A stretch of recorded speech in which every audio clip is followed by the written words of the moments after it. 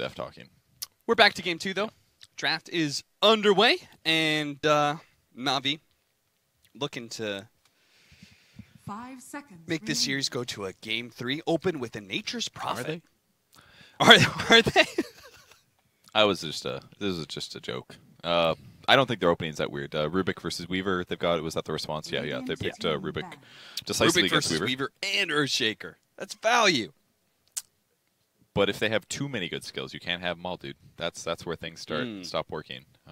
See, that's why I get a refresher. And Kevin, Sakuchi was good, but it was kind of like the thing you were mentioning, like you never know when the Rubik's gonna appear and lift you.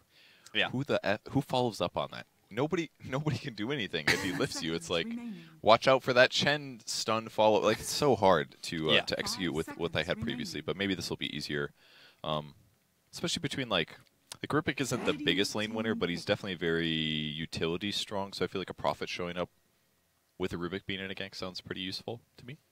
I don't know. It feels like a very similar philosophy to their support setup of last game, right? Because Chen is also kind of like a lane superior winner, sort of hero, and then they have this Rubik who's not as good. And I guess I'd like to see if Snake was playing the Prophet. That sounds exciting to me at least. Snake was a very talented player. It's like when you see a really good player play Chen, and you're like, man, I just want to see him snowballing, like on a normal hero. Not that Chen doesn't have great value and all, but it's more exciting to me to be like, oh man, he could actually go crazy on Nature's Prophet and do something amazing. Which fingers crossed, maybe we'll see that this game. Venge the pick here out of the second phase. We saw a couple weird bans. Zeus, TA, I guess the other side not too weird. PL and Axe bans. I have seen. 5 seconds remaining. What was that? That was that an Alliance game, I think, where they ran support Zeus against Weaver.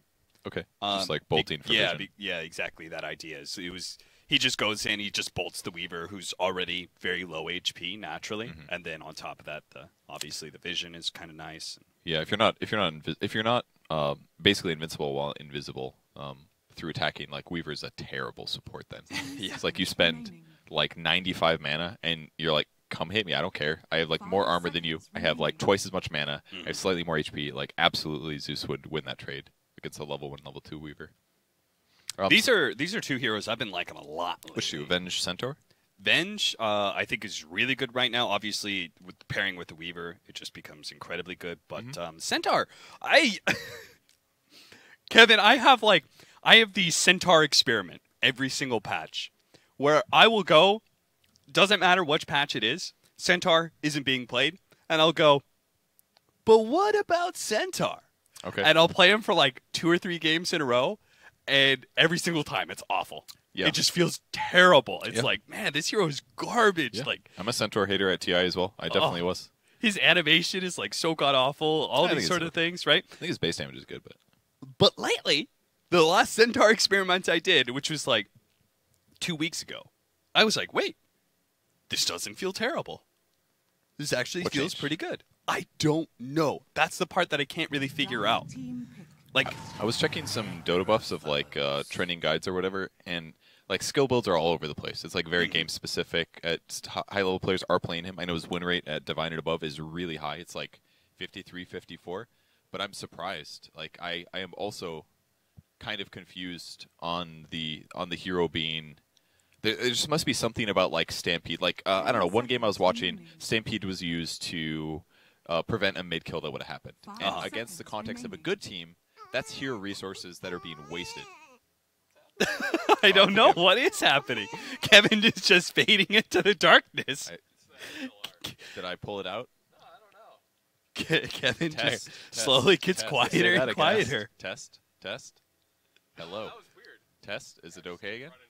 Is it okay again? I'm sure it's fine. I did accidentally pull out the phones one previously. Kevin, focus on the and it's Dota wrapped too. around my back, so maybe I'll deal with the production What stuff. I'm trying to say is Centaur feels he's a beefy man, but he feels awful in lane sometimes. Yes. Okay, and that was the point I was going to make, is that for whatever reason, maybe I don't think he really got buffed like that much in like his stats or anything, but maybe it's something about the opposing heroes or the opposing supports or something, but his I don't feel like my laning phase is as bad as it used to be. I feel like my stats actually hold up, that like my natural tankiness allows me to be able to get CS, and I'm not just like getting beaten on and having to burn through regen nonstop. Maybe it's that all the supports that normally super zone you have been nerfed so many times, and now Yeah. we're left with supports that aren't as broken.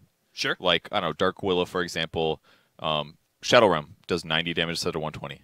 You've got her Bramble Maze does like 125 instead of 145 or something. You know, it's like all these little numbers probably add up enough where he's actually like a stupidly high HP hero. Terrible armor at pretty much all stages of the game. But against nukers at least, maybe you can elongate enough or something like that. And then once you do get Blink, he's a strong hero. And disables and stuns, especially initiation stuns, feel really good right now, I guess. But he definitely, most of the time, he just feels like a bad axe to me. Yes. I would agree with that. Laning-wise, especially. You really need a lineup that takes advantage of your ultimate, either to be able to get on top of heroes or to be able to utilize it to disengage. I think the last game that I saw it was picked up against a Spectre, right? Okay. Like Spectre ults, everybody is helped by being able to just like have the stampede. Your supports can run away from the illusion, and if the Spectre actually jumps to that area, they've got some distance to work with. I mean, famously, OG at TI use Centaur with the Ags. With like Dispersion and the Ags, they're already guaranteed. They stack for the damage block, the damage prevention thing. It was like, what, 30% plus another 30%. So it was like, no matter what, 60% of the damage that is throwing at the Spectre is instantly blocked and reflected. And then of that 40% left over, that's how much he takes. So it was like a really good way to do stupid amounts of damage reflected. But I don't know. I wish when I play Centaur, I like want somebody to like win me the laning stage, and then I'm ready to play. I'm like, okay, I'll play Centaur now. You know, but like winning the laning stage, I feel like I just get out traded. And against Avenge, I'm a little worried for him, just because it's that's the best thing about Venge, in my opinion, is against low armor heroes, especially like high HP ones. So against like Wraith Kings or Centaur, Venge is fantastic. So I am a little worried about Centaur laning wise. But who knows? Maybe he'll be up against a Weaver, and then he'll just max return, and then Weaver literally can't attack him all game. That is an Underlord pickup because they're facing a Drow lineup. There's very rare times where I feel good about Underlord. And Centaur. I think he's good against. He's like, just prevent the movement, you know? Sure. That's where I like it. Hey, he works up well against the Nature's Prophet. It's true. Yeah. Makes their whole team tanky, basically. Having like Underlord plus Venge feels good. Amplify your team's damage. Amplify your team's survivability. Like, it feels like they're going to be able to kind of like 5-man death ball. But they are against a Drow lineup, which also is kind of good at like just getting really strong. So maybe it won't be enough, but it's kind of a interesting pick. Invincible against Rubik, basically. Rubik is essentially worthless there, kind of. So that's another good thing. If they can get that matchup against the Treants, maybe it's good too. It's okay, I guess. So they'll have the Rubik with the Centaur, where at least he'll have the threat of Sounds good. telekinesis into Stomp. Yeah. And then they'll try and have Nature's Prophet against that Underlord, but you're not going to do that much to help your Drow Ranger, so I'm not sure exactly what Snakeo's going to do. It's probably fine. Probably zone at the start, and then... Yeah. Prophet already hits really hard base, so yeah, sure. bonus 2 damage is not bad. I mean, they could match Prophet up against Venge as well. Like, Venge's base damage is so bad. It's like 43 to 46 or something. It's really low. So there's no way Venge is going to lane well against a Prophet, potentially. What was the nerf that happened to Drow Ranger? Did they like it was lowered like the agility or something? Yeah, they lowered his... it was like they lowered his agility, base agility, but they increased his damage. So it's basically like it was an attack speed reduction, basically. It was something like that. Rob, are you trying to tickle me right now? Oh. You silly goose. Okay. You got to get me off camera if you want to tickle me. Whoa. Or All right, pause the game. get under the table. It's off camera, but on camera. Kevin, you oh, whoa! That's exactly what we wanted to cut to. Now he's under the table. This is This is actually their in-game transition. So watch, they'll go in game here. Oh. I don't know what that means, but I do like Undyne. You an Undyne fan? Yes. Me too. I love Undying. I was when the strength change happened. I was real bullish on Undying. I saw your tweet about it. Do you know his most recent buff, the heal from Flesh Golem one? That shit's actually really good. What? I actually don't remember what. They increase the amount of heal that he gets from dying units when his ulti is active, and the way the heal is based on how much health you have as Undying. But like, I don't know if I play Undying offlane sometimes, or at least if I'm playing, I often buy like a Meteor Hammer. That way I can push waves, deal damage to towers and stuff. So I usually get a lot of items. That buff has actually saved me so many times. Oh, yeah. Like where I'll get initiated on, and I'm like, I am for sure dead, and I'll pop like Greaves, Mech Pipe, everything, but I'm like, I'm dead. And then all of a sudden, like, one guy dies, and I heal for, like, 800 HP or something. It was actually a really cool buff, in my opinion, because it helps him be, like, he's still, like, the I want to stay alive kind of thing. But if your team is winning a fight, you're more capable of sustaining in a way that's, like, kind of balanced, in my opinion. Yeah. Because he can't necessarily get those kills himself as easily. So I'm a big fan of it. But unfortunately, no one dying. Centaur going with lots of regen. 3 sets, Stout Shield, 2 Ironwood Branches. Anything else interesting? Not many tangos on Rubik. I think that's what you got to do as Centaur. Yeah. Because you just cannot afford to lose any experience. Like, you have to stay in lane. Right? It's just the biggest thing. I think out of all the offlaners, like, a lot of them can go back and it's not a big deal, but I feel like Centaur is just one where if you end up leaving lane, you come back, you're facing up against heroes that are even higher level than they were before. They're just going to beat you back again, and you just struggle to get that level 6. But once you have that level 6, you actively become a threat. You can also play...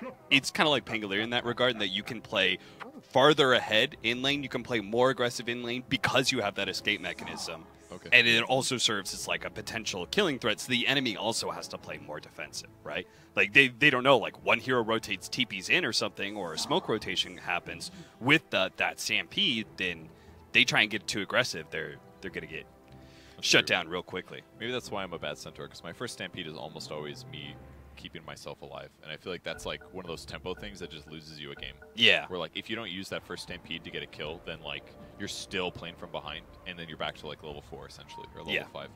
It's like you just use that Stampede. You're not a threat anywhere on the map, like, and then if you just go back to lane with Stampede on cooldown, they know, and they're just gonna like beat your face in. ferzee currently up 1-0 against NaVi, who has fallen back on a Rosh strategy, which has been very popular lately in both, especially in Europe, some in CIS. I feel like all around the world, people have been judging the Drow Ranger as being pretty strong. Looks like they are going to be running the Underlord at the bottom lane up against the Centaur, and they're going to run the Weaver Venge into the Drow Ranger lineup. Why do you think that is?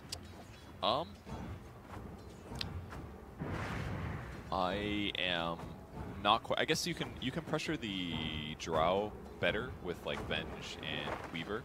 I think that much is clear at least. Who's their core? Is it a Venge core? No. Oh, Weaver, okay. Weaver core. It's definitely a lot scarier for Drow Ranger. I mean, her armor is really low actually.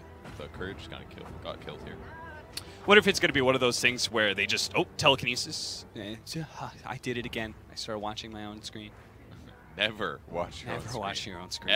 Ever. They've been doing a lot of like lift into stomps. I think that's the second set that I've seen so far. But it's the time to pressure him. Like having Fade Bolt isn't going to matter that much against the Underlord if he's got his aura and a Quelling Blade, because he's already got like 20-25 damage from creeps anyway. So, and here's the lift into stomp, and then Blizzy's like, I missed the last hit for that. It wasn't worth it. I think what the ferzee wants to do is they want to get Afterlife to like level 3 or 4 with that Underlord before they put him against the Drow Ranger, right? Because that first level, you are zoned out pretty heavily, right? Because your passive is really weak at level 1. It's only 7%. Your Firestorm doesn't actually get you CS. It's only when you get level 3 Firestorm that it kills range creeps by itself, right? So otherwise, you're just getting denied all the time, and that's... I see your point, like but I think it's just less about the Underlord. Like, I think they're just not too concerned about the Centaur, and they're just like, let's shut down the Drow. Like, if you shut down a Drow and you put her a little behind in a game, she just becomes kind of crap for a very long time. I feel like a very, very long time. They're actually setting up to kill her right now. This is on the top lane. Awkward camera angle. It is top lane. Vengeful Spirit. They just caught it. So Venge was hiding in the trees there. She was there for a while. She used Wave of Terror to spot vision, attacked once, and then threw a stun. Instantly, Weaver gap closes. There was also a fissure that came through. Super dead drow, and she died really fast. Like when you're low armor like that, and you get hit by a Wave of Terror, you die so rapidly. And I think that's why they wanted to match it up. Set her behind, make her that like I'm gonna buy BKB Hurricane Pike and always die more than I kill, and like be essentially a drow aura. Like that's the way to kind of crush drow strats. But if you let her get ahead and snowball a little bit and get some like actual snowball items, I think like drow is really scary. Yeah. Like just pressure a little bit, let their centaur do well. They're still gonna have a good clinks, but like they've got diverse enough cores in my opinion that they're gonna be able to deal with that stuff later. They've just been. Have you noticed they've been blocking that that easy camp over and over and over again? King R will go over because they need to pull the lane back, right? Against an Earthshaker, they can't have this Drow Ranger move forward. So even though the Sentry, they actually killed the ward that was blocking the camp, King R just runs over, body blocks the camp from spawning. Okay. And then they just continue to try and keep the lane back so that way Drow Ranger can really never come forward and farm. She's level 2 right now, and Weaver is 4. The Rough. Venge is 3. The Prophet is 1. They are just getting crushed in this lane. They're actually just getting crushed. It's impressive. Really good lane control. And that's why they wanted that matchup. Like, Underlord's always going to get at least some experience in most cases, unless he gets killed repeatedly. But a Drow Ranger can easily be zoned by somebody like a Weaver. Like, once Sakuchi and a Geminate from melee range, she's not going to win that trade, even though Weaver's not the best trading early on hero either. She's even worse now than she used to be. Bottom lane, looks like they're going to go for the Underlord, trying to burst him down, get a little body blocking, and with the 2 levels in the double edge, is enough to get that kill. But I don't think Underlord really cares that much. Like, when you die this late in the laning phase as an Underlord, you just come right back in, and you are almost, you're going to win the lane even harder from that point because now you're full HP and you've got mana to work with, just Firestorm. Double Edge did equal damage, right? So if he doesn't have a ton of regen right now, like a Tranquils or something, then it's going to take him a while to get back healed up. And he is actually rushing a Hood on the Centaur, which is that's smart. A good choice. There's a lot of magic damage. There's Necro, there's an Underlord, even like the Earthshaker. There's a lot of magic damage, so it's a good way to sustain the lane longer, and you can use Double Edge aggressively too. 5-minute Bounty Runes coming up in 10 seconds. Some of the least contested we've ever seen, actually. See the dire scan there? Yeah. So the Prophet knows he can TP and steal ahead of time, right? Yeah, the enemy team bounty rune. That's cool. Very smart. Does ferzee invade in the bottom lane though? So it looks like we still trade out 2 for 2. Definitely less contested, but I guess that's because the lane domination spends so much. Yeah, here Vanscore again looking for a kill. Crystallize, run down, so much minus armor. He's actually just completely wasted by it. I mean, I just can't believe they gave up this combo. This is a 3rd pick Vengeful Spirit. I can't believe they let him, when they already had Weaver, get Venge. This is like a common thing that people pick or something. Yeah, I feel like it's one of the most common duos right now just because Weaver is so strong. And Venge is probably, in my mind... Oh, he killed him! What? He died to the Firestorm. Oh. He just died to the last little tick, I guess. Curses. Vanguard rushed on Underlord's side, so he's going the slightly different way. Instead of like the Helmet Dominator or something like that? No, I was just talking about the Hood on. So oh, I yeah. thought it was interesting. They both bought very equivalent items, but slightly different. It's pretty relevant, frankly. Level 6 on Affo. That might be enough. It's going to be close. The Reaper Scythe isn't quite enough, but they will be able to at least attack him. Finish him off. Let's use Strafe already.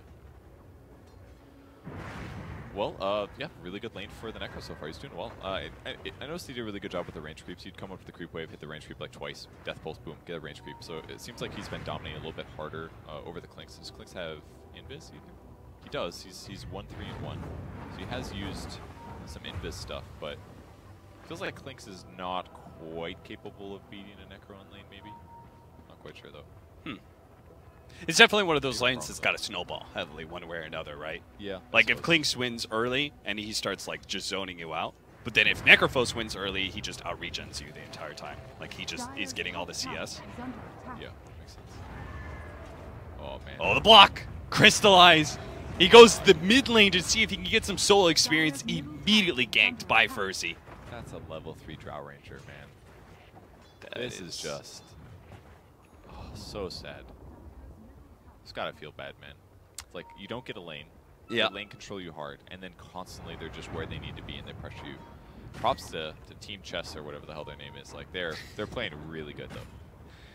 And you can't even be like, well, at least I'm giving everybody Dro aura damage. Level 1, level 2 Dro aura. Shu is dead. Now they're gonna try and go for a Snake. No, time lapse just to play it safe. 6 damage for her team right now. Watch out. Wow. Woo. Kevin's sound just went up really, really loud when he said 6. That's a lot of damage. Watch out, guys. That's like 1 point. That's less than 1 point extra point of searing arrows. They're up by 4K at 8 minutes. God. Right now, Afterlife, they're going to try and run him down here. They do manage to get the Stampede slow. Follow-up Stomp. Double Edge isn't going to be quite enough damage, though. He's going to turn around Firestorm with King Art coming in with a Fissure. He's holding on to it. He's waiting until Blizzy is in the perfect position, but he doesn't quite get the Fissure block. So the tower is not enough to be able to finish him off. Does manage to get an Enchant Totem Aftershock stun onto Snakeo, but Chu, now he's the support lurking in the wings here, will be able to slow down that pursuit on Snakeo. But still, the important thing is Afterlife survived through a gank. That was a sick fissure. So I've been glancing over at your actual Dota screen, and I've been watching Drow Ranger jungle at level 4. This is where she was jungling. It was so unfortunate to watch. No treads, Wraith Band jungling Drow Ranger on a large camp. It looked so futile. I do not want to play this game if I'm Crystallized. I am so ready to give up. He's still gonna try. And once he hits 6, it's fine. But, like, he's not even close to 6. How many games have you rage quit in your life, Kevin? Almost none. I can't remember. Almost none. Almost none. I remember old Dota 1 days. When you beat the host, your game would just end, you know, because they were like rage quit. Yeah. You know, it's a good time. So then I started hosting myself.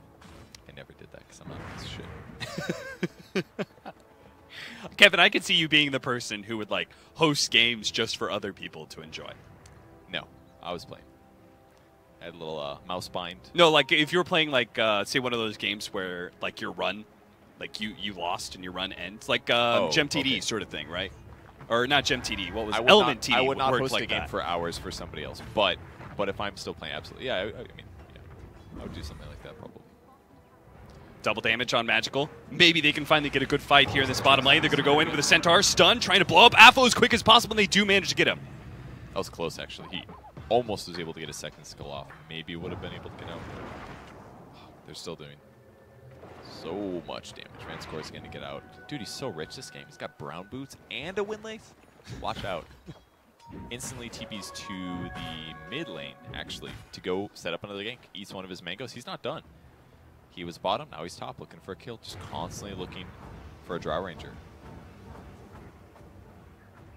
Supports are a bit underleveled on the side of ferzee. That, I guess, is the cost of them rotating so heavily and catching this Drow Ranger over and over again, as they didn't really sit much in lane. Surely they don't care, though, right? Like No, I don't think so. 4K up. They're doing fantastic. Underlord is very close to his Arcane Vanguard. He's also he's really waiting to Firestorm. I would have thrown that crap out right away and gotten dive, but now he's just waiting to get some damage on some more heroes, I guess. Okay. Wanted the creep wave, that's why. So constantly pressuring they're pressuring a tier 2 in the off lane and defending their tier 1. Stun on Snakeo. Again, with all that minus armor, Vanscore himself might be able to get the kill, but actually Blizzy stops him just in time. Daxter comes in, will be able to get the kill and still get out thanks to the Shukuchi. He has a time lapse up still, but he's kind of being shadowed here by Magicals, making sure that that Weaver did not go through the lane just yet, but Weaver knows this. He's already popped his healing sound, gets up to full. Now with the Stampede going down, he's somewhere around there. But NaVi just can't quite find him. He's still in those trees. Finally, he's going to try and make a break for it. Magical or Chu might be able to see him, but they're too far away. Cap, this is the most disappointing juke I've seen in a while. They spent way too much time on that for not having an FN Sentry ward. Like, they were, like, really, like, hoping he would just give him a kill. Like, they were really, like, maybe he'll just appear visible right next to our Centaur. they tried that for, like, that was a good 15 seconds. At least. Tower's dead now. Boom. Anyone who's played enough Dota against Weaver knows that that play's just never going to work. You're going to flush out the Weaver? With no detection. Unless you have, like, sound, if you have an Orchid or something, totally fine, right? But they have, like, what, Rubik lift. I guess they could Rubik lift into Centaur. So in some ways, I guess it was better, but it was still a bit of a stretch. Yeah, I guess Rubik lift into Centaur Stun, reasonable. I guess they could have killed him. All right, I was too critical. Let's stick with our guns, Kevin. No, get a goddamn Sentry. Lift Sentry, great. Dust, great. But if they lift into Centaur Stun with double edge, Clinks was there in Viz, they could have killed him for sure. But it was still like he has to be out of Sakuchi near Rubik lift. Boom. And Clinks did or the Weaver did a nice job not letting it happen. And as a result, he's got a Maelstrom. 13 minutes. Wow. So his farm is just going to come quicker and quicker. Looks like a mid lane. Maelstrom's actually pretty cool this game. Are they on top of the Earthshaker? What's going on there? I see a bunch of heroes on top of each other. They're going for the Earthshaker. He's dead. Caught it. Oh, that was a Drow kill. Wow. That's his third Wraith Band. Watch out. I don't blame him for the item build, though. He kind of has to do that this game. He's so far behind. Yeah. Treads now, though. So, see how much damage he's contributing. Is it more than 6? Maybe he can actually 44! Start getting some towers soon. Yeah. With a Furion. I mean, last time they had, what, Chen, Enigma? Yep. This time I would say they have a lineup that depends even more on getting early towers. Clinks, Drow Ranger, and Furion. They have yet to claim a single one yet. Yeah, that's a good point, actually. It's like one of those things on a hero like Clinks that you don't always notice necessarily, because he's not as reliant on node detection, because he does so much damage compared to like a Riki or Bounty Hunter. But it really does, it opens up the map in such a big way that you can just spend so much time being max efficiency, jungle camp to a kill, to a jungle camp. Yeah. They won't be able to predict where you are, but when they've still got their tier 1s like this, man, it's just, it is a lot of damage. He's queuing up a Diffusal Blade on the Clinks. They know Magical's around, but they're just still sticking here, and King R, he'll die as a result. I can't believe they were doing that. What they silence it? Oh, Gust. You can't believe they're doing what? Oh, scan. I mean, they tried to go on Magical, right? And they didn't have detection. He goes invis. And then they stay there? Like, Magical is seeing you, and you're willing to go into low ground area? That feels really questionable. They get another pickoff now on Vanscore. ferzee. Kind of falling apart here, making some sloppy mistakes. Yeah. I haven't seen Necro in forever. Yeah. In this game, and he's really farming. Veil Yule's Treads Wand at 14, 15. Cynico, he's stuck. What? He couldn't get out. Just roll your body over the edge, dude. Hide in the trees or something. I can't believe that tree got him stuck. That was like the most weird looking I'm stuck moment. That was pretty funny. Affo. He held on to his Reaper's Scythe, though. Now he could potentially use it against Blizzy if they can catch up to him. He's trying to kill the Crypt Swarm, but now here comes the Reaper's Scythe. That is enough to get the kill. That is 60 seconds on the clock for a Centaur War Runner at 15 minutes. I thought he was gone. There's some fast little dudes, though. I think he actually should have left the Crypt Swarm on him. He just needs to outrun you're right. the He Reaper's actually Scythe, did, right? Yeah. Like, who cares about the minus armor at that point? Just, like, so don't get Reaper's Scythe. I really thought that they were going to give up on him, but yeah, you're right. He literally stopped and killed the bugs. They kill King R, and they get a tower. So, NaVi got a little something. 3K advantage is not that bad considering. Yeah. Is that a Rosh? That's a Rosh. Weaver working on Rosh. They've probably got Venge in the area. Whoa. No, not yet. Magical's going to spot this out. He doesn't have a whole lot of teammates, though, around the area. It's only got Rubik. He's trying to limit his Heartstopper damage for now.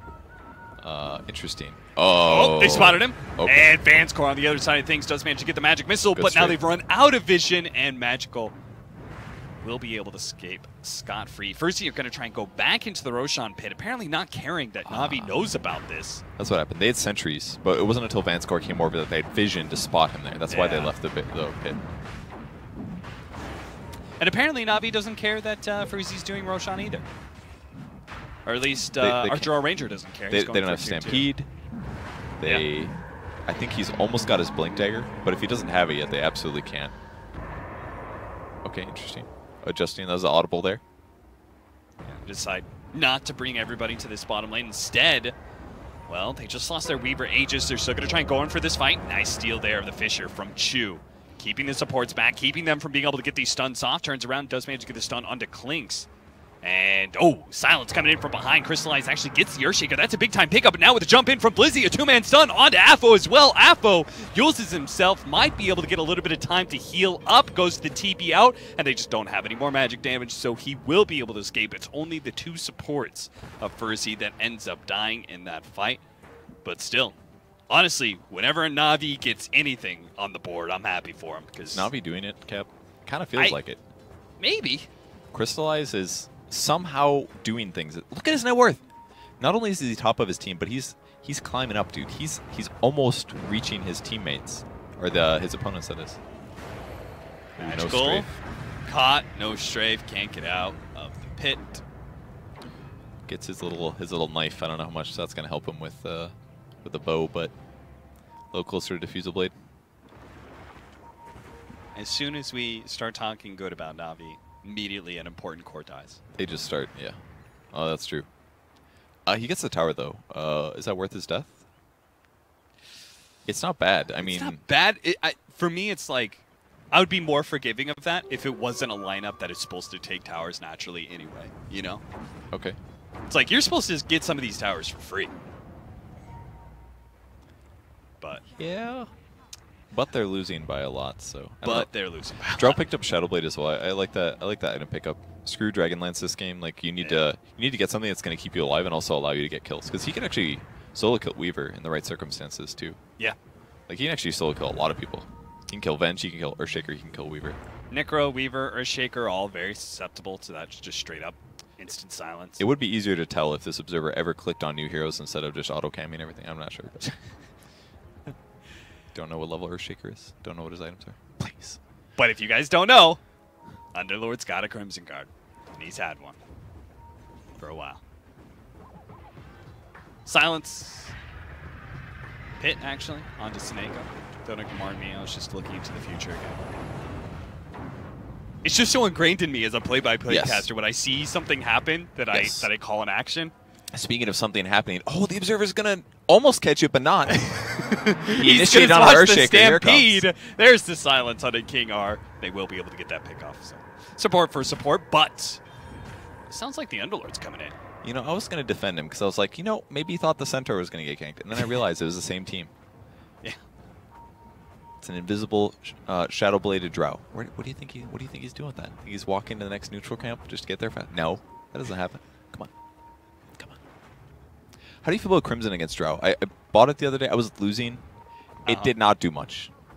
We were getting pretty stomped, but it felt like it was not. I feel like if you're winning, it's amazing. But if you're going even or losing, it doesn't feel that good against Drow to me. I don't know if you feel the same way. I can see your point, for sure. We're going to watch Afterlife die here. I think his team is leaving him by. I was just trying to think, when you're losing against a Drow Ranger lineup, is there a better item for you to have as the Underlord? Probably not. Or in general, yeah, that's a really fair point. And you're probably going to buy Vanguard anyways, and from there it's only like, what, 1,500 gold? So, yeah. I mean, the only other big armor item for the team would be Mech. Mech or Vlad's. Yeah, basically. and both of those have been kind of lackluster. And lately, again, right? if you have Vanguard, you're not going to buy a Mech or Vlad's instead of upgrading Crimson. It's all cheaper anyways. So just go both, probably, maybe, is my thought. But I was just curious. I guess it's justified. I'm just expecting too much out of it, probably. 21 minutes in, what was like a 4,000 gold lead by 8 minutes has now dwindled to a 2,000 gold lead by 21 minutes. That being said, ferzee's lineup is one that I say doesn't really truly come online until like 30 minutes.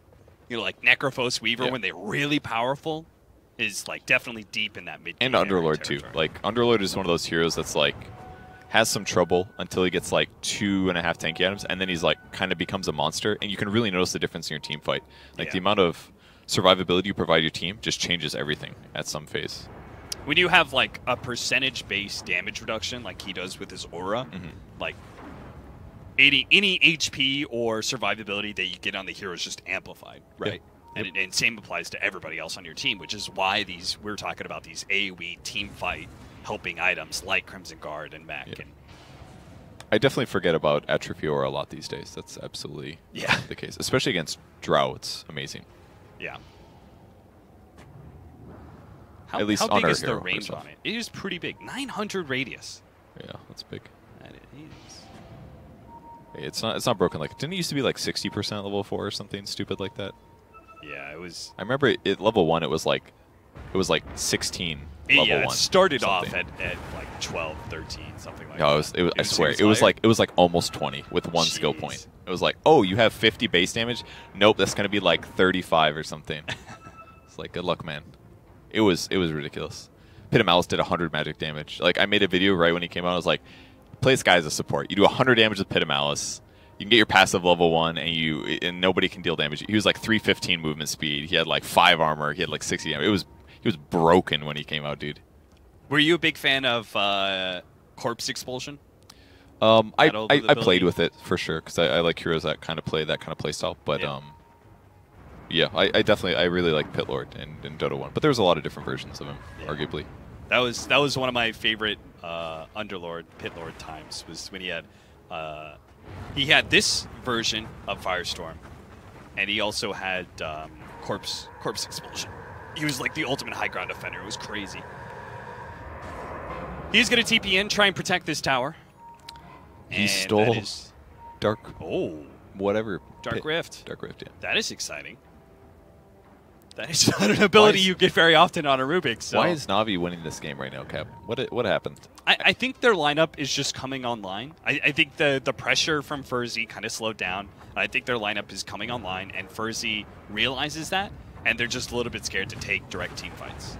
As instead, they're going to try and do these sort of split-pushing shenanigans. They're going to get picked off sometimes. That's going to be Afterlife dead. His team was just not quite behind him. They're going to be here now, still trying to take the fight, apparently. Leading off with the Ghoul Scepter onto Blizzy, but now with Sineko blocking him in with a Sprout, they will be able to get Blizzy on top of Affo. They've already killed the Vengeful Spirit. Affo is trying to get away from Blizzy to make sure he doesn't get stunned. Turns around, Reaper's Light does kill the Centaur instead, but there's too many heroes surrounding him. Eventually, that Ghost Shroud is going to wear off, and all the physical damage will rain down on his head. That's 4 dead for just the Centaur. NaVi, a gigantic team fight win, and for the first time in this game, they are now up in net worth. That felt like one of those moments where your team is just frustrated, like, dude, we know we've lost so much ground. We had such an advantage. Come on, just do a fight. And they took a weird fight where their Underlord was already... If Underlord's alive there in that fight, everyone gets crimsoned. He probably doesn't die before getting to mech there. He gets his mech off. Whole fight's different, you know? But instead, they just walked in, and it's very, very bizarre. And they've got Spirit Vessel as well, so like he had to, the Necro had to play around that so much in that fight. Yeah. I think Afterlife really wants his Guardian Greaves, and then they're down to fight, right? Because that item makes a big difference against any sort of physical damage lineup. That's another Once big you get armor. really low, 15 armor extras. Well, 13, but... And for someone like this Necrophos, who they're like trying to burst down or something, you know? Yeah, absolutely. And he can remove Gust from himself too. Yeah. So minimum can get like a Firestorm. Like just casting like Firestorm, Pit of Malice in a fight is so big if you land it on like 2 heroes at least. Yeah. With With your other defensive items. So I think it's absolutely very valuable here. I don't know if he should bother going pipe this game. I feel like he just goes like... It's like a Shiva's game or something. Maybe Vlad's first, but... Sure. I don't know if it's worth the Vlad's. Maybe like even a Yule's. Is that crazy? Force Staff, something like that. Ghost Scepter maybe? Maybe even Ghost Scepter is okay this game for him. I'm not sure. A lot of options.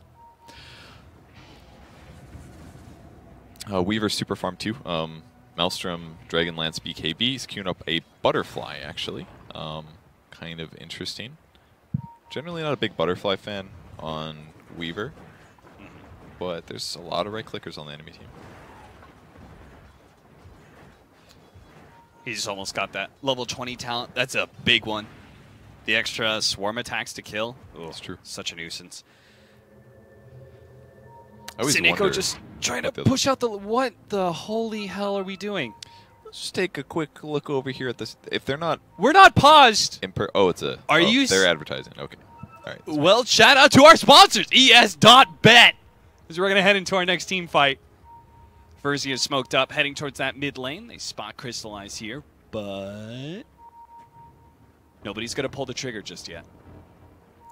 Oh, he knows. No choose in the Everyone trees. knows. They're going to spot him out with a Wave of Terror, hit him with a Fissure. Daxix trying to catch him, but he had Ghost Shroud. They're going to turn around, steal Shikuchi now. He gets the Swarm out onto Crystallize, who's turning and fighting.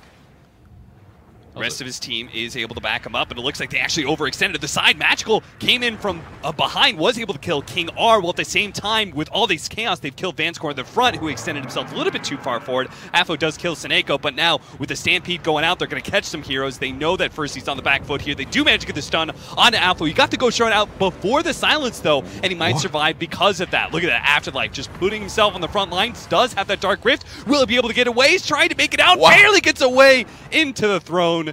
Chu does die. Looks like there was, I heard a Reaper's Scythe on the yeah. Seneko buyback. He actually TP'd to try to contest the Necrophos, and he just turned and ultied him, I think. The crazy part, too, was he was so dead on Necro, and then all of a sudden he had Ghost Rod just on for a moment longer. He popped, Wand, and then the Greaves came out from the Underlord, Underlord, and keep in mind that just got increased by 25, so that was an extra 50 health. He full healed practically. I mean, it was 60% or something, but he got super healed, and all of a sudden the fight was a little too hard. That was a super sick Underlord play, basically. And then because of the fact they get this pick off in the Furion, ferzee feel really comfortable going for this Roshan kill. Hero's still dead, even after all this time. He was 95 seconds, I think, when he first died. Still another minute. It is a wonderful game so far, I must say. They've got Aegis and Cheese now. Aegis for the Weaver. I think they put Cheese on the Underlord. Clink's still fishing for kills. He's got BKB with his Diffusal Blade now. He's got some pretty good damage.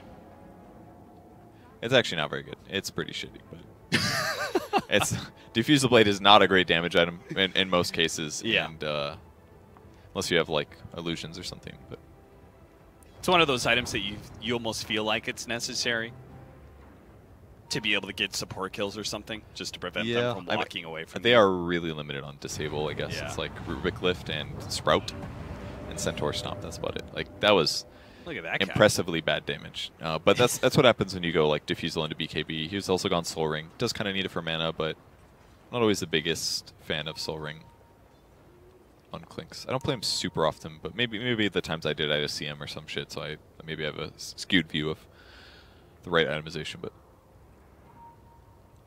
Magical. Keeps on spotting the Underlord everywhere he goes. Doesn't really matter. 20 HP regen now for that Underlord. Yeah, good luck, Seneko. Good luck with that, my friend. Yeah, this is definitely a great game for it. As one-dimensional as their damage is, the tankier he gets, he's going to be able to build fully against physical. He's going to go for a Lotus Orb next. Nice. Which is a great armor item. Something like a Shiva's is definitely fancier, but Lotus is just inexpensive and can, in a lot of cases, change the game in a big way. Save allies from a variety of things.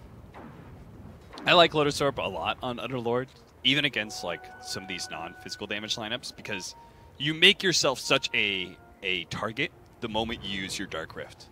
That's true. Right? Everybody's just oh shit, we gotta kill him. We can't let the entire team be able to get back to the fountain like that. And then they load damage on you. Maybe they're bouncing back a bunch of spells on themselves, That makes sense. I didn't think about that aspect, so I almost never rely on my ulti to as oh, this is a bad team fight, save the team kind of thing. Yeah. And in this game, there's really not a whole lot of spells you're bouncing back. It's literally Telekinesis and Fate Bolt. That's it.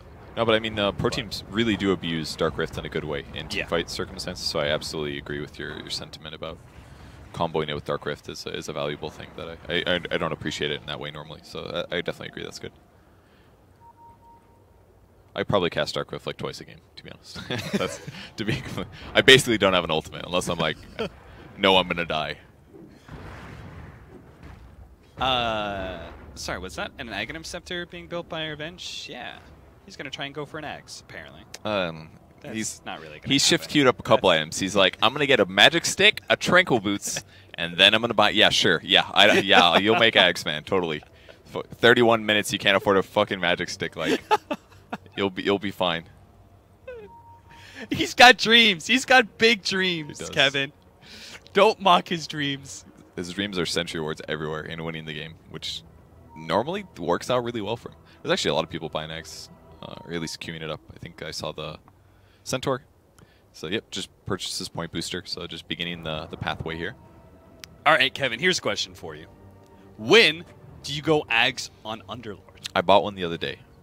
And it was a game where I needed a little bit more raw HP for whatever burst reasons. I also got the 70 attack speed talent. I had a Drow on my team. They had like a Pudge and a Bloodseeker, and like Bloodseeker would BKB and go hit my Drow. So I was like, I need some damage. So I got the attack speed talent, and I would actually like hit him. I think I bought an AC at some point too, maybe.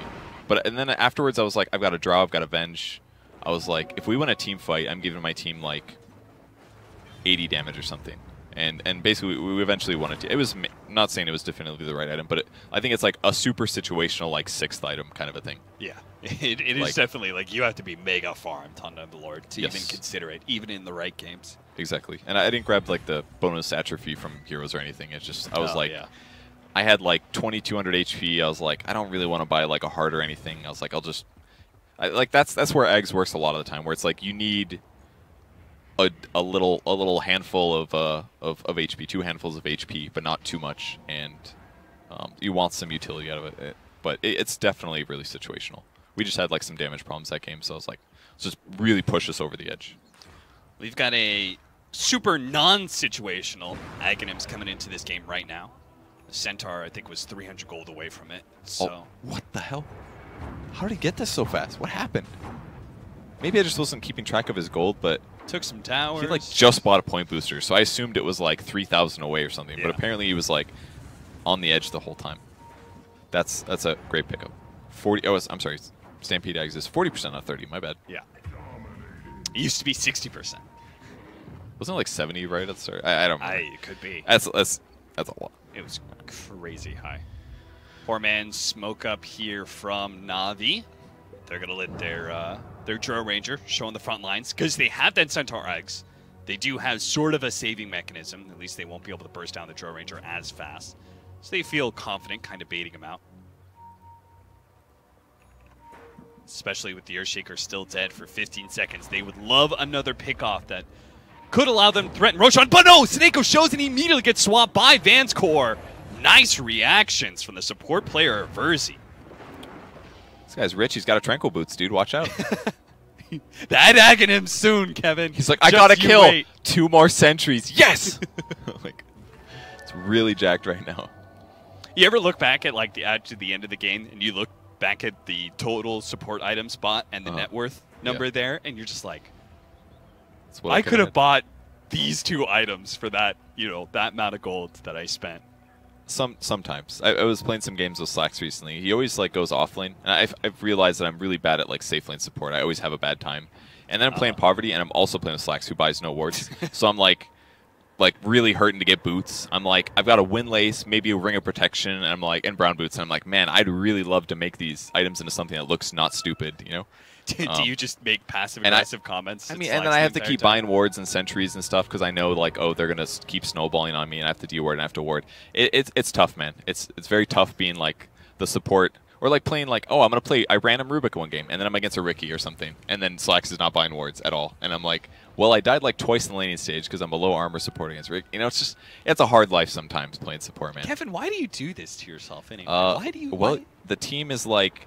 not picking support. I like playing support. I don't like playing No. I meant, why do you play with Slacks? It is sometimes difficult. It's very interesting because some version of his events is correct. It's just it's slightly off enough where it's bothersome. You know what I mean? Yeah. So it's like he's genuinely very good at pressing his buttons. He's genuinely very good at that. But looks like NaVi. I'm assuming this is some sort of smoke. They're moving together through their own jungle. And approaching the high ground, they're just going to barrel down it. Enemy team saw it, though, because they had the sentry there. He's trying to bait the smoke, though. Affo gets Fisher, does have the Aeon Disc, so they pop that and immediately get back, crystallize. This is a tanky necro. They still have the Centaur ultimate. Oh, nice attempt at a Fisher block, but Blizzy's going to get there, and they just immediately take down the King R Earthshaker. He buys back. They're still going to try and chase down Crystallize. Now there's both, good block there from Chu, but Daxix is still able to run around it, but it's enough time for Crystallize to be able to get away with the Shadow Blade. So that is going to be a buyback for nothing from King R. I must say, I'm not a big fan of the Weaver items this game. I think they feel a little do-nothing to me. I don't know. His attempt at a butterfly is really weird. The butterfly is okay. I guess. The whole Mjolnir upgrade, I mean, it's a lot of gold, 3,000 gold. I feel like maybe a Deso is a terrible idea against an agility hero, but... Stun leading off, going on an Underlord first near a shrine. This got to be questionable, especially with Daxter coming in close range onto Crystallize. Will be able to bring him down now. Blizzy, the tanky Centaur, still has the bug on top of him, swapping it back, and look at that Weaver damage go.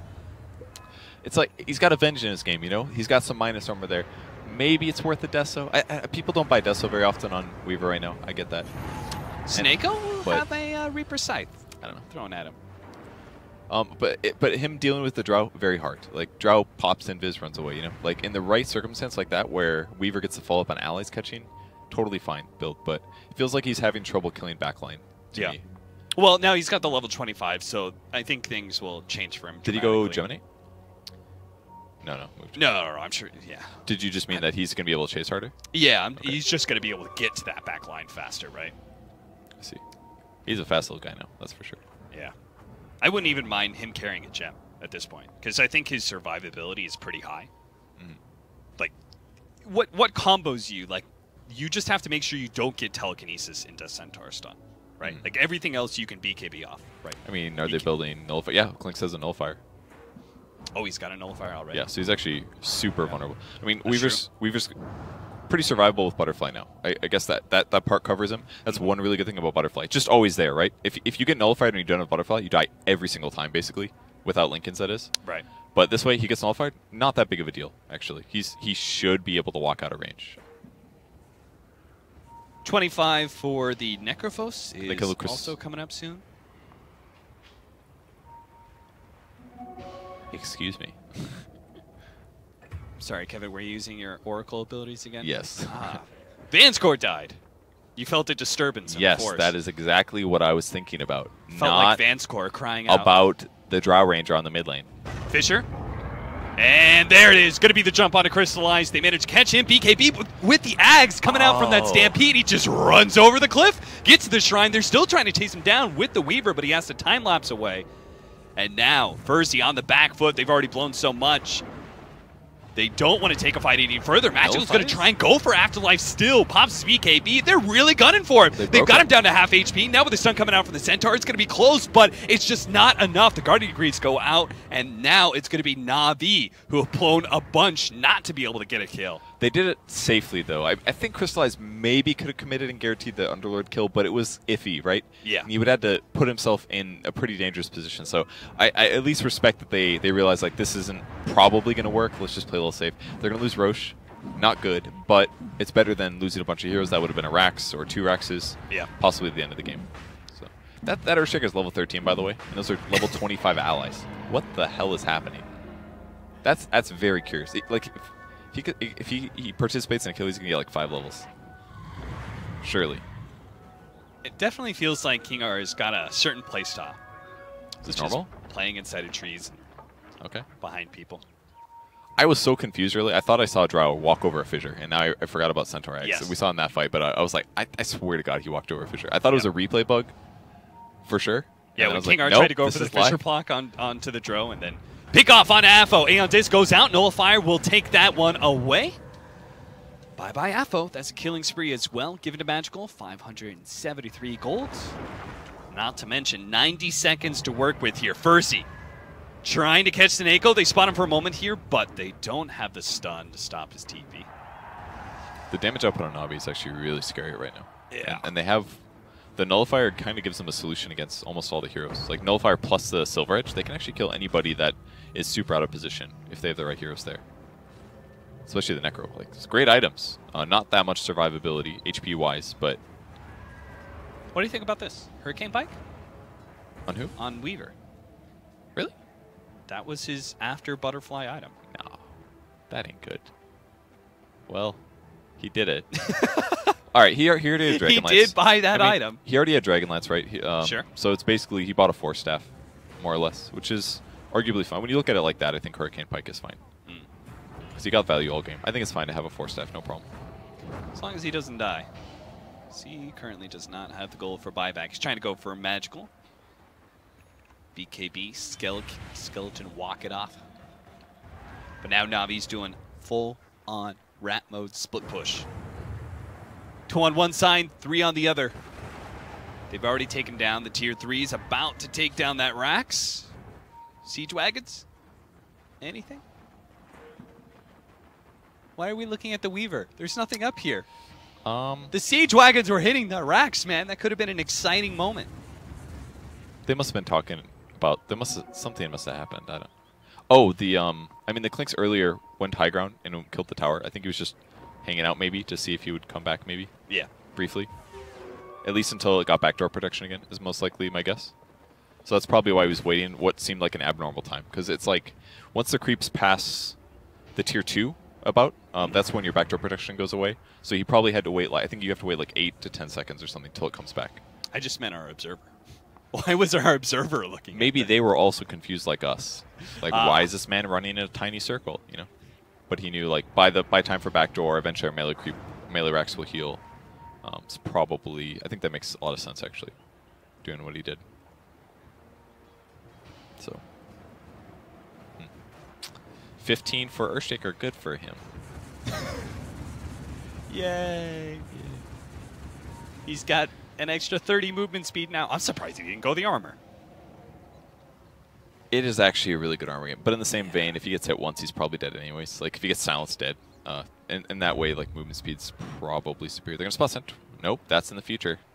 JK. So our 4-man smoke up from NaVi. Centaur may be initiated on. May be the hero to look at. My mistake, guys. I was watching a game. They're going to separate. That can't be good for our Centaur.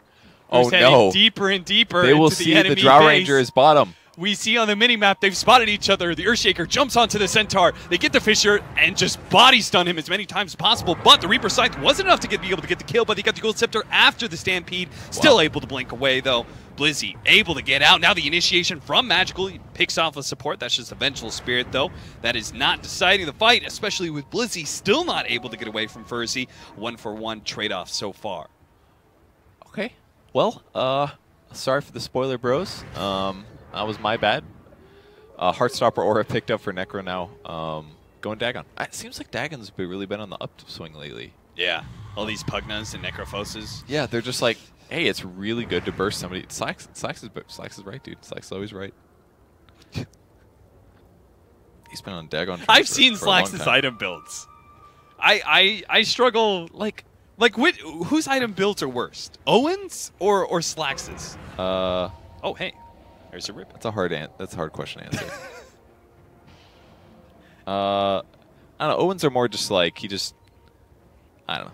It just doesn't know any better. Slacks is like, there's always a modicum of truth in what he's doing. Like, he knows that for him, he wins more games when he plays X way, which he's right. But he's just a little unwilling or unable to see the standard way to play Dota. So it's like, there's times where the way Slacks plays Dota is definitely the right choice.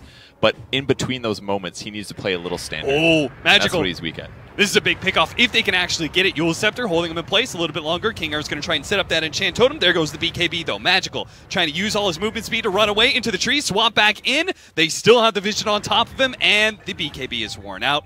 That'll be the kill.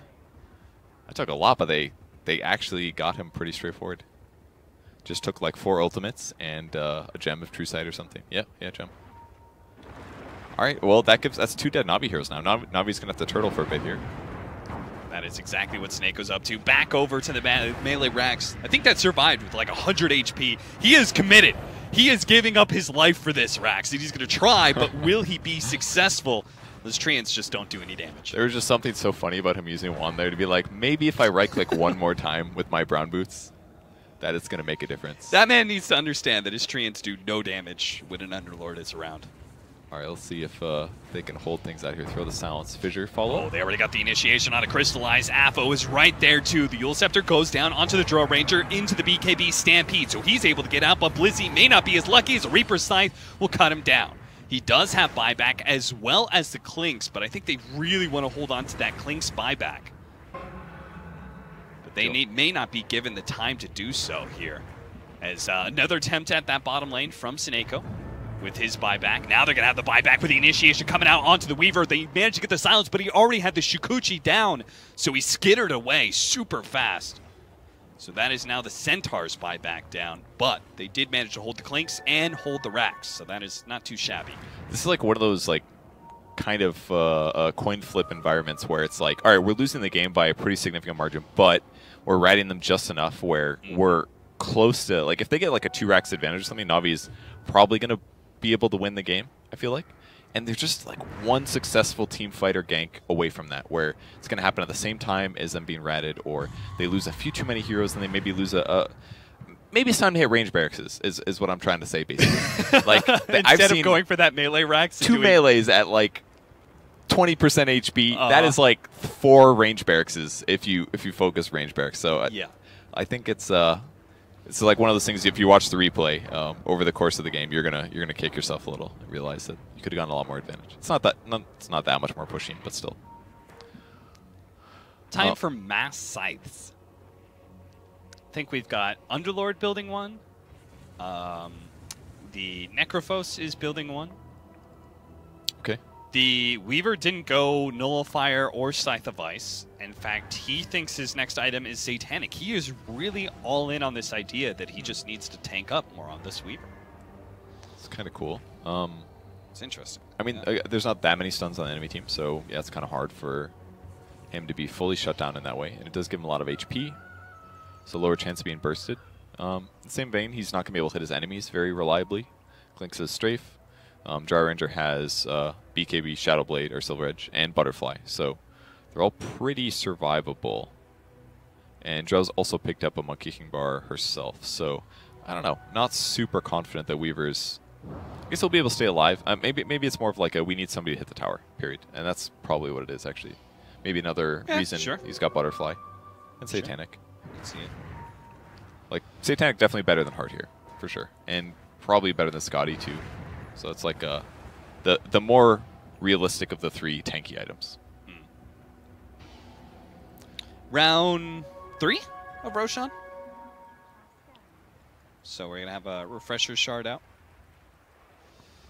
Good damage output. Very easy kill.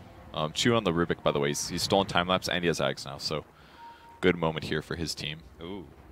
If there is a fight. He could save someone from Reaper's Scythe. That would be a sick play. Yeah. Even like a Scythe of Ice would be huge to be able to shut that down. We've it got, doesn't cancel it, but you know. Refresher Shard on the Earthshaker. And he's also carrying the cheese, so they're hoping he's going to get a big-time Echo Slam opportunity. I thought maybe that'd be a second one. I didn't see him use the other one yet, so. But still trying to counteract the push. Just a lot being done by Seneko this game so far.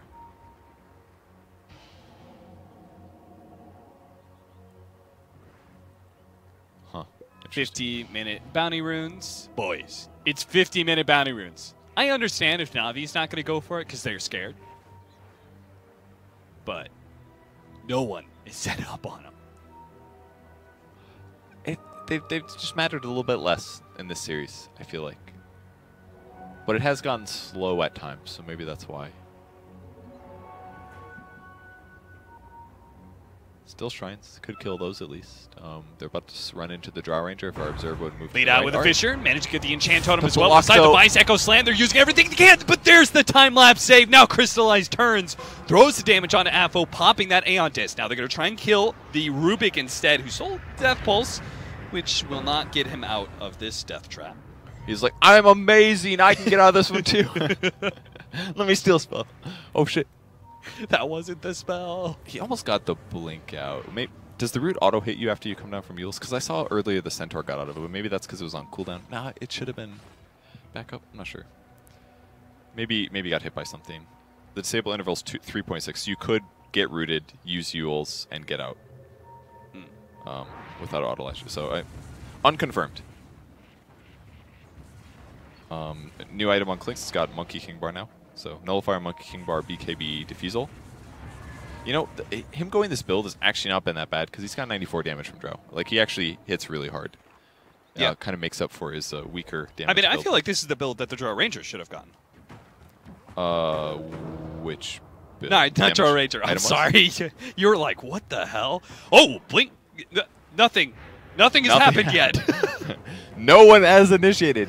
There's no one even close to each other. How could there be a fight, guys? Yes, it's not possible. But wait. Bunch of heroes are running near this top lane where Underlord is currently sitting inside the trees. Maybe, just maybe, Kevin, he plans on making some sort of initiation with the blink sight device. Wait, what about it's the warding? happening. What about the warding? Keep an eye on the wards. Top, go top. Underlord is going to be dark rifting Afo out of here. What? Did he cancel it? He canceled it? Did he? What? Maybe Wait, can you nullify it or something? I will You investigate. can't, right? Probably There's not. no way. Almost no way. He canceled. Dispellable, cannot be Cannot dispellable. be dispelled. Probably canceled it. Unless he was dark rifting to a building that got destroyed or a creep that got destroyed or something, but I mean he's probably gonna die anyways. I don't think it was. Yeah. Maybe the sound was off. Do you want to go take a look at that observer ward though once more? Oh, nothing has happened. Nothing has happened. This push. This push It's could mean a important. lot if they get a pick. There is no buyback on Underlord, and a buyback is available onto the Necrophos. Daxik gonna lead off onto Crystallize here, trying to poke him, keep him from laying damage onto those precious buildings. The silence That was a 6 silence. laid onto him. Still gonna show himself, still silence. He's gonna get telekinesis. Now the jump in from Blizzy, and they blow him up. That is gonna be the Aegis. They're still holding on to the buyback of the Necrophos, hoping that this Weaver, pretty much by himself, he's got a little bit of support staff from his supports, but hoping that he can just keep the enemy team back for 30 seconds. Crystallize abusing his cooldown talent this game. Didn't go for extra damage here. Oh, they're split pushing. Yeah, Clinks on the bottom line. They are going to buy back now into that Necrophos. The supports tried to catch the Clinks, weren't able to get him, though. And now, thanks to the Stampede, Clinks can actually... Oh, he got stuck on the wrong side of the fish there. Couldn't go for the Earthshaker. Meteor Hammer coming down. Afo copy the telekinesis. Does manage to get the Ghost Shroud out. Heals up full. Sprout actually holding Weaver in. They try and go for the Centaur Sun. They landed that with the silence as well. Daxton can't afford to die here, but he does die. He is going to buy back and try and take this. And he does. Blizzy's already dead thanks to that Reaper's Scythe. It was stolen by Rubik now. So that's something ferzee is going to have to play careful of. Magical just fully committing to try and kill these Racks. Does manage to get the melee, but not the ranged. Weaver got there so fast, dude. He kind of turned and fought there, the Weaver, with his Satanic on. But his items are just so bad damage. Like, yeah. I mean, he's hitting for like 300. It's okay. But he's got a Mjolnir, he's got a Butterfly, he's got a Halberd, he's got a Satanic. That has not a lot of damage items. It's like a bunch of like small to medium-sized damage items. Tons of attack speed, but it's just not impressive. He needs like a Daedalus or something An like that. MKB against the Butterfly, the Drow Ranger? I think like, you that's can. pretty important I think as well. you can even lifesteal from the Monkey King Bar procs, if I'm not mistaken, as well. So Yeah. there could be a lot of improvements made here a bit. NaVi. Setting up here in the trees. Maybe looking for the pickoff on Afo. They lead with the telekinesis, but again, the Aeon Disc is always there. The TP was actually killed as the creep died. Chu turned around. They do have the Dagon. They actually take out the Vengeful Spirit already. Eul Scepter popped by Afo. He's going to come back down. Needs some help. The Reaper's Scythe came out for the Rubik. Now with the Echo Slam, though, nailed both the Rubik and the Drow Ranger. They taken 2. They look for Seneko next, and he just can't TP out fast enough. The damage comes too fast from this Weaver. That is 5 dead from NaVi, a buyback already from the Rubik. But Necrophos is dead for 150 seconds. So if they force the buybacks from NaVi, NaVi could potentially, with 2 minutes of time easily, they could go high ground if they wanted to. The movement speed has actually been huge for Weaver in the last couple of minutes here, just constantly gap closing and affecting the heroes he needs to. But the towers are still dying, or at least towers. They finally got a melee barracks on the bot racks there for NaVi. Kevin, would you do it? Would I do what? Would you buy back on your heroes in that last fight? Would you buy back and just go while the Necrophos is dead for so long? That's a risky maneuver. That is not my playstyle, personally. But should they have? Probably not. They have some control, but it's not super easy for them to get kills. Like they're not the team of Hexes, for example. Melee racks. Weaver will take Yeah. that full thing, and he's going to try and go for more with the 30 seconds still on the Drow Ranger, but Centaur's up in just 3 short seconds. Man, the Butterfly actually makes him so invulnerable to towers. Try to catch somebody, but no, just maybe a weak blink or something, but they'll spot him. They maybe... Watch out, Vanscore mate. Okay. Seneko tried to go for the aggressive TP and Sprout play. Yeah, trying to slow him down so his team could catch, because they're trying really hard to get a catch here, but... And the Drow's still dead. Trying maybe too hard. And now your Furion is dead longer than the Necrophos. All right, we can stop watching the Underlord, I'm pretty sure. No, dude. Can stop Underlord watching. for life. Oh, yeah, hey, Lisa clicked on him. Destroy Ranger Aura. Again, when I first heard that you were supposed to go to a cooldown reduction, I was like, what? Really?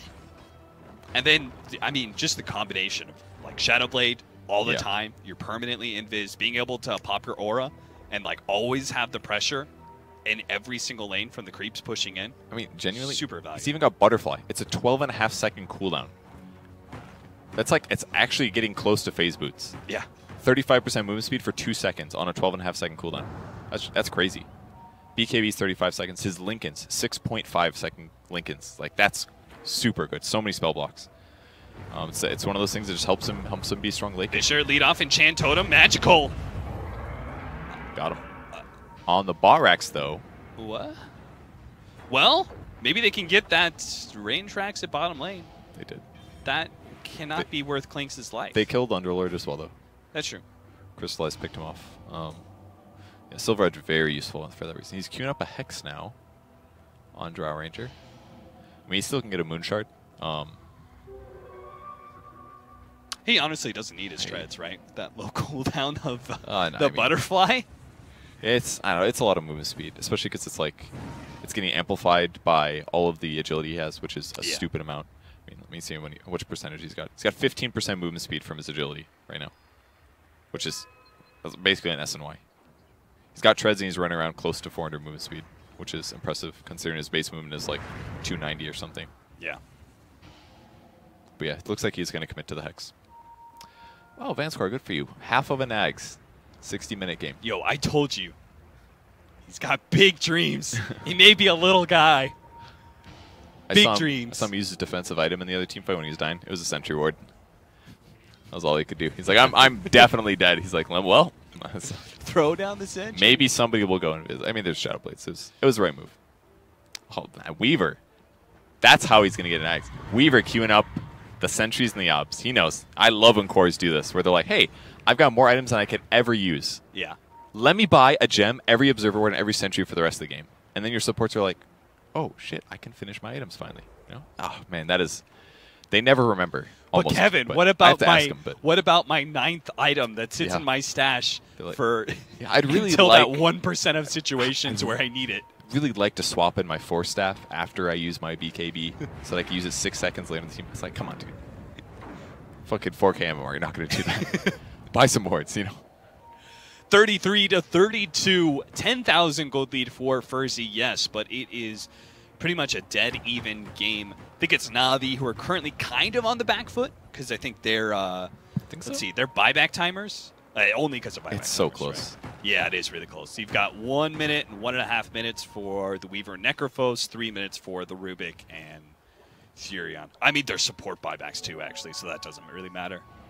The important heroes of NaVi all have their buybacks right now. Yeah. So maybe it's all about the initiation. They just tried to get a grab mid. Failed to catch. Still hard for them to initiate in that way. Definitely a big advantage on the Radiant side because of Earthshaker. Yeah. I do kind of like this enlarged map thing they do. Yeah, I do like that a lot. And although I would argue that it's kind of a cover for shitty observing. Sure. You know? It's like, oh, well, look, now you can just see everything. And it's like, well, we could see everything if you just moved your camera instead of camera locking, you know? You know what I mean? Like, that's why once I realized that, I was like, all right, this isn't as good as... It is nice to have a big map, I must say, but at various moments. But, like, right now.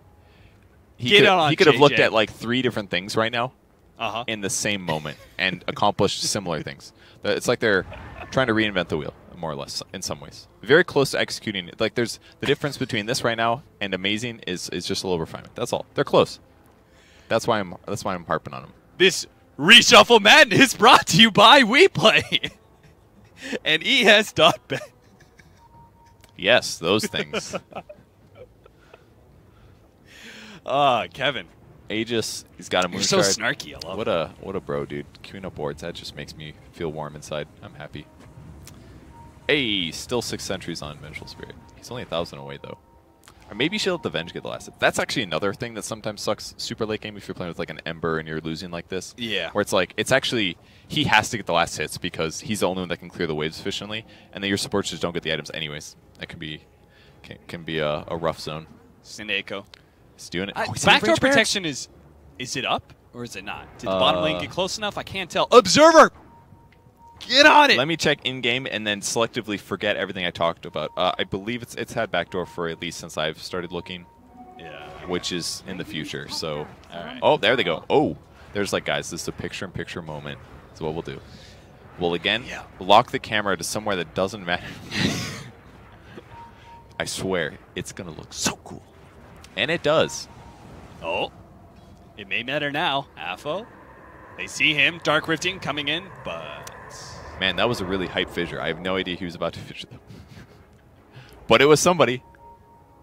It looks like it was the Rubik they could have caught. Oh, this is actually really bad for Crystallize. He does have skills, though. Many skills. I mean, to be honest... Wow. That was so patient. How did he not BKB there? Yeah, I mean, he's got the cooldown reduction, too. Like, you should feel like using BKB really isn't that big of a deal. What's BKB cooldown? 35 seconds? Yeah, that's not much. Like, as soon as he got Pit Mouse, I thought for sure he's going to BKB. Yeah. I mean, they've got Earthshaker, they've got Scythe of Vices. Like, aren't you terrified that you're going to get chain stunned? He must have seen where they were. Like, it's got to be like one of those, like, oh, I know where they are. It's impossible for them to be here now because I'm a super sick player. One of those things I could never do. Like, keep track of where everybody is on the map kind of a thing. Yeah. There's no way I could ever do that. That ain't me. Moonshard for Crystallize. So he's almost full 7 slot. Nope, nothing happened. Nothing. Oh, God. So hard. All right.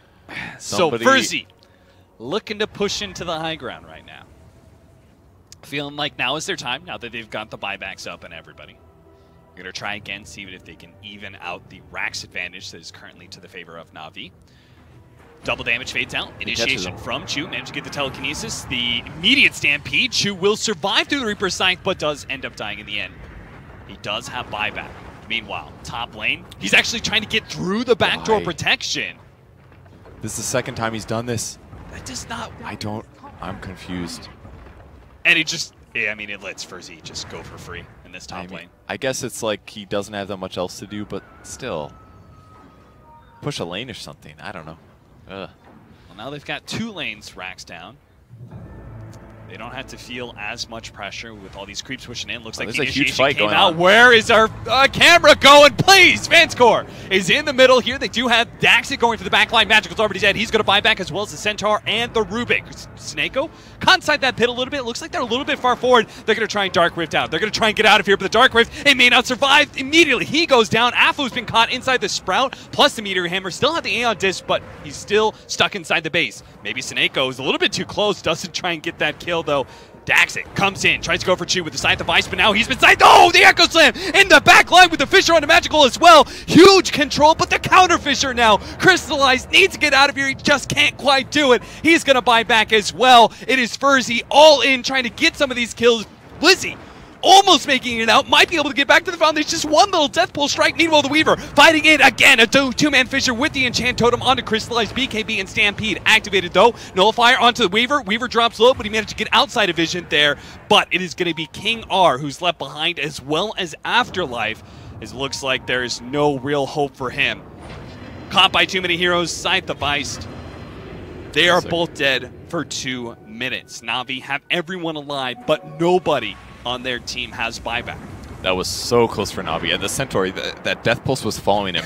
I saw his mana go up. He must have popped a wand, brought himself a mango. I don't know. He turns his ulti on, outruns it, and that gives his team time to set up as well. And they're able to barely pull the win out there. And I don't see how they can win fights without the Earthshaker.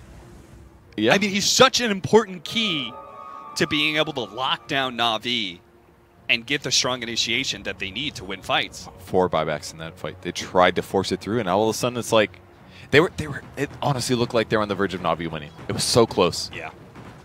And then all of a sudden they overforced it. And now it looks like NaVi's going to win. It's still a 5v3 though. They can possibly win this fight. It's just they have to be careful about initiations. But now that they've got a Hex up on Drow. Divine Rapier for the Weaver, and he has buyback. Okay. It's a good pickup. He's going to have to put on his big boy shoes to carry this one. 3 versus 5 for 60 seconds. Maybe they even just give up Megas. Dropped his Mjolnir, I guess. Can't push very... No, he still got it. Finds his opening. Starts going for Blizzy first. Activates BKB, but so much physical damage. The Satanic's barely keeping alive, but he does end up going down. Buyback. Going to be forced to use here. The Divine Rapier on the deck. Magical does manage to snag that one before Vancecore could retrieve it for his ally. That's going to be Mega Creeps as well. Stampede activated. They think about going back in still. Why no time lapse? I think he just thought he was going to be able to outdo it with Satanic. Just right-clicking. He tried very hard to make Satanic work this game, and I think it was the right item. It's just he like walked in by himself, trading hits with like a Drow and a Clinks. Uh-huh. I was like, I'm committed. I gotta say, maybe lost track of his HP or something. I mean, I've people do that sometimes, but man, he had time lapse. He also had buyback, so maybe he's like, oh, I don't want to waste it for this fight or something. But yeah, like maybe he dies, but he wants to time lapse immediately and like get back to position or something. I guess like maybe you buy back, you time lapse, you pick up the rapier right where it is because you haven't moved in a while or something. Maybe that was his plan. It would have been a really cool Reddit clip, but he lost his rapier. Like really cool Reddit clip. But you gave a Divine Rapier to a Clinks Drow team. Yeah. Even if Prophet gets that, Spork Prophet, hell yeah, he'd love a rapier. Now they've got Megas as well. NaVi, they don't need to risk anything. Just wait for your buybacks to come up, right? Yep. Just chill. Everything's pretty straightforward now. Blink on Underlord with his Hex so he can initiate. He's got enough defensive items. His opponents have so many things. They're just going to wait. They're like, let the lanes get pushed out. Everybody sit in the base. Do not mess around right now. And as long as the waves are pushed in, then they're going to feel comfortable. Then they'll keep track of heroes. They'll get map control again with some wards. Maybe a little bit of dewarding. Look for a pick. Kill the base. Or wait for Rosh. Kill the enemy base. So just take it easy. If they lose this game, this series is over. Those range creeps hit for 200 damage. Over 200 damage. Thanks to the with aura. Jawra? Yeah. Oh, nice. Oh, they... Oh, God damn. We were doing the wave in the office, and it was his turn, and he's just really enthusiastic I about love the wave. man. The two-man wave really gets me. There's three whole people at this thing. Yeah, that's right, with three-man wave. Three-man wave. Whoa. NaVi sitting in the high ground here. Perfect ferzee camera control. Close, and they managed to get the initiation onto the Earthshaker. They swapped him back, though. So Earthshaker does not die. Vengeful Spear is the one to go down instead, but they're just nailing damage into that Pit Lord. Underlord can't do anything. He's already dead. They're going to try and TP in with bots, too, onto the Weaver, but Weaver's got caught by the Blizzy. He managed to get a beautiful stomp. That is going to be Affo left alone. 1 versus 5. The Divine Rapier Magical makes short work of the Necrophos, and that is NaVi pushing this to a Game 3. Super good plays by now. I actually, thinking about where that draw was early in this game, it was not conceivable to me that they would win this game. It was obviously a very long game, very drawn out slogfest and all, but really impressive that they kept composure that game and pulled it all the way into a win. It's like they knew their picks were good and they just needed time and they made it work. But what a game. Yeah, that was a crazy game. They're up by almost 5K. At like 15 minutes. That win look at that win probability against Atrocious. That's like a 90% win probability. Yeah. The game was like, you will win this game at 20 minutes. And then it's just like death after death after death after death. And then all of a sudden it was like, oh, well, they're actually not really behind anymore and the game is winnable. But like the whole game, Dota Plus is like, yeah, you guys, this is your game. You got this. Weaver's item build. Can we agree on this, Kevin? That this I don't like it. Which one? The which whole, aspects are like wrong? I'm tanking up. I'm gonna go butterfly, satanic. Like I would have like MKB nullifier. Like I like the normal Weaver items people. where you just like you get on top of somebody, you guarantee that kill. You don't let them get BKB off. You don't let them like have any of these. That's the whole entire point of these nullifier Weavers is you get on top of somebody, they can't do anything in return, right? Yeah, I guess you can get there really fast with Saguchi. You can cast it from melee range, basically. They're not going to be able to react in a lot of cases. I don't know. Like, I think they just looked at it and they're like, we need a tower hitter. Mm-hmm. And that's why he built this way. I think with that in mind, I think he bought the right items. But I could definitely agree that even with that in mind, he still has a frickin' Mjolnir. Which is, again, oh, that's depressing. He rebought his Dragonlance later on. That poor guy. But I don't know. Maelstrom into something else, maybe. I don't know. Maybe Mjolnir's overkill. Maybe. I see. I definitely see your point. Maybe Underlord gets Firestorm does building damage or something. I don't know. But maybe none of this mattered either. That's true. It's either way, it's a hard NaVi, game. as you said, great composure to be able to come back Absolutely. into this game. Really amazing stuff. And we are going to have a game 3. So we are going to take a break. We'll be back with the final of this series.